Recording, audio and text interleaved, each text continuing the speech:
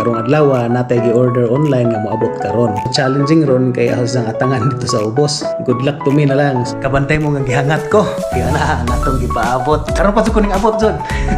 Excited na kadto ko. Ato lisa nga bihan ron. Here's the scooter.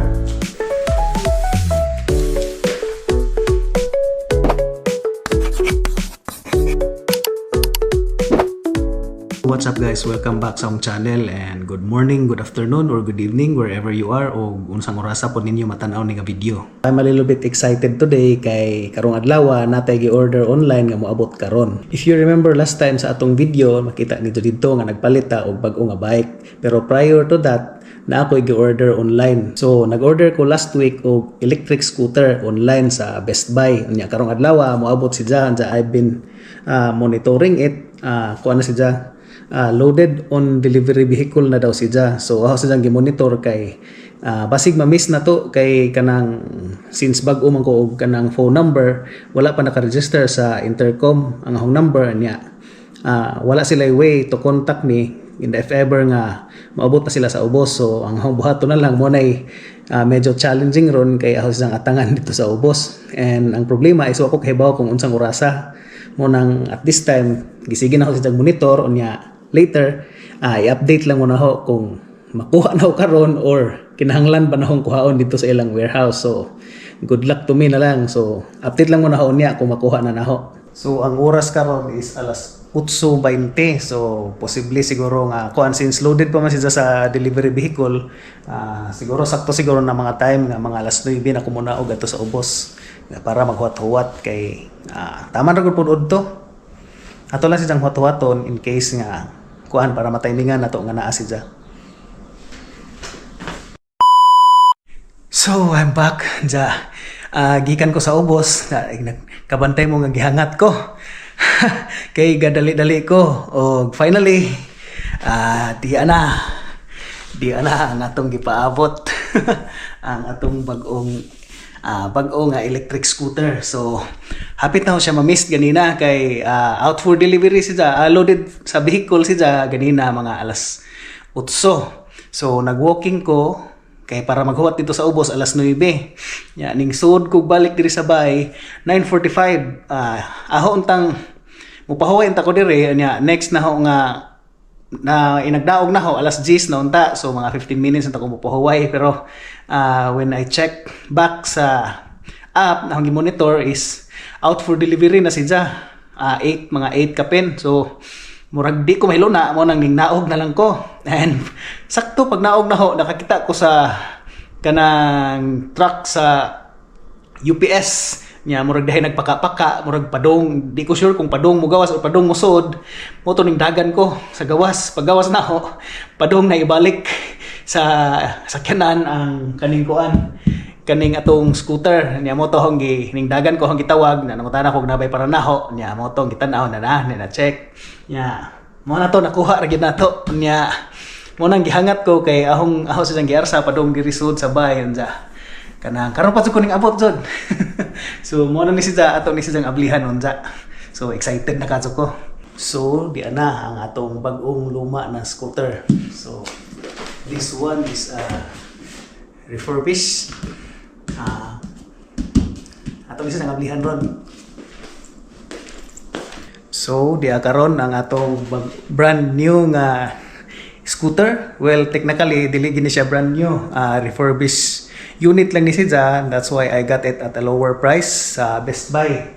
But niingon mo po siya nga in excellent condition. So we'll see. Atong tanawon kay wa mo ko problema o mga refurbished unit kay I had a refurbished pod nga unit before katong DJI nga Osmo Action na ho nga gimbal and works perfectly well hantud karon na gihapon na ho. And hopefully nindot ra pod ni ang kuan niya. So atong i-unbox si daron. So, biya na to din kaya ko na to ng laksigon kay anyway ilabay ram po na to ng box later.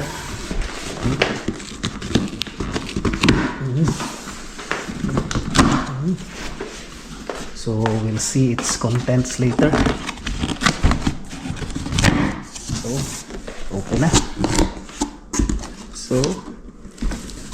So mo ni siya no. Makita ninyo nga wa na gani siya nakakuan. na siya naka-plastic. Nakakuha na siya daan. So we'll take it out sa atong sa box. Nana siya mga ginagmay nga scratches. Kay as I've said, hindi siya brand new. Refurbished lang siya. Pero in excellent condition. So we'll take it out. We'll take it out now.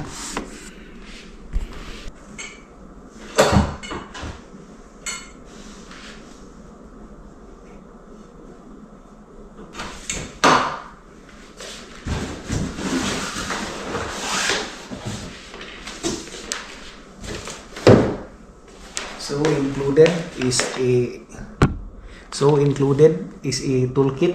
So inside the toolkit na ay ihang charger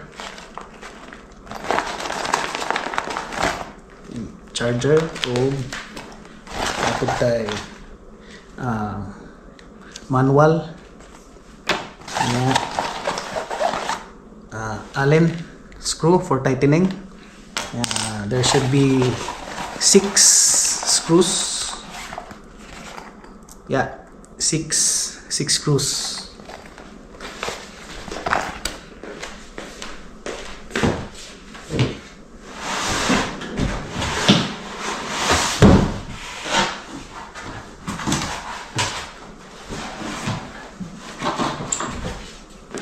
So here's the scooter.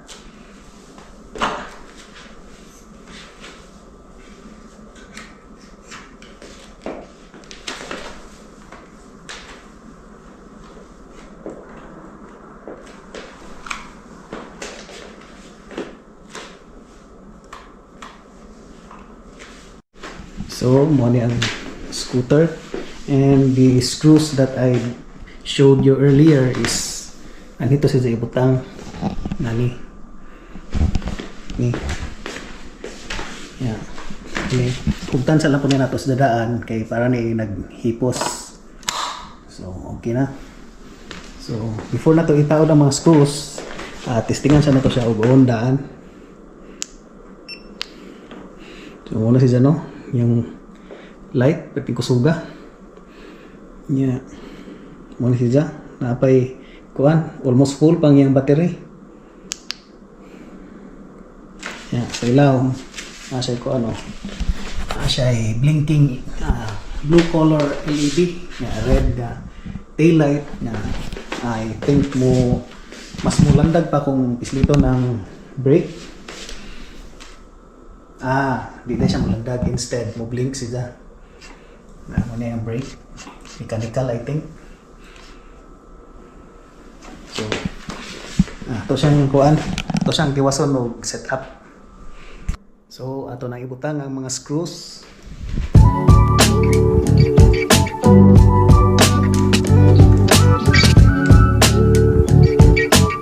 So, we've installed the screws using hand. So, karon nato sa hugtan gamit ani.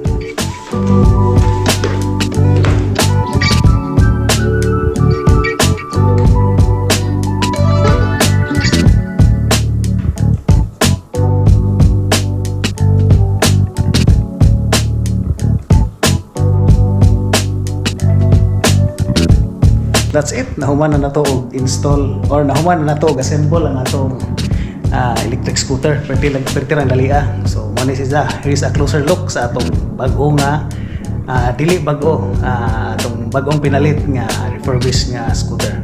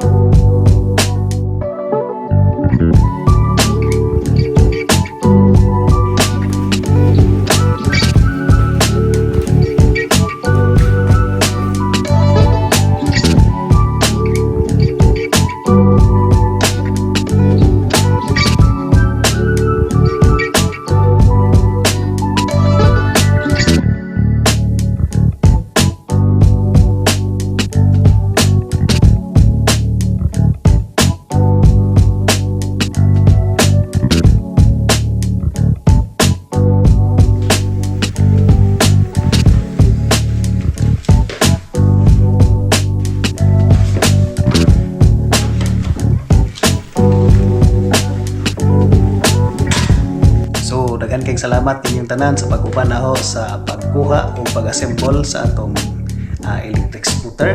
O murag dinhi siguro tama ng atong video. So mo din ang atong scooter ganina na nakapilo na mo ni nakanindot niya kay pwede siya pilon o niya nakapilo na siya pwede na nimo siya biton ana no. So I guess that's it sa atong video karon kay mangmapa ko sa among sahog kay daghang agi ka na ligid kay hindi ko makasabaan sa akong asawa na kuli nila. So yun lang taman. Bye.